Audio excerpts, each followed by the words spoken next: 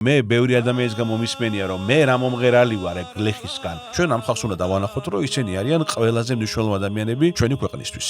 მე ვარ ოთარ კაპანაძე, ეთნომუსიკოლოგი და გავუძღვები ტრადიციულ მუსიკასთან დაკავშირებულ გადაცემებს. პირველი გადაცემის სტუმარია გიორგი უშიკიშვილი. ისე სიმართლე მომღერებს დიდად არ უყვართ სოხის ჩაცმა. რა უნდა დირიჟორს ხალხურ მუსიკაში? ნუ ყოველთვის ამბობდა რომ ხალხური სიმღერა უნდა იყოს ძალიან შორს კლასიკური მუსიკისგან. ჩვენ ველოდებით უკვე ახალგაზრდებს, რომლებიც წელს მოვლენ და ჩააბარემენ საქართველოს უნივერსიტეტის შესაბამის პროგრამაზე. ვისაც სწავლა უნდა და ვინც უნდა გაიგოს რა არის ქართული სიმღერა და გალობა უნდა ჩააბაროს ჩვენთან. და ჩვენც როდესაც ფოლკლორს ვეხებით, არ უნდა დაგავიწყდეს, რომ პირდაპირ ვეხებით ხოლმე ჩვენს ეროვნულ სულს.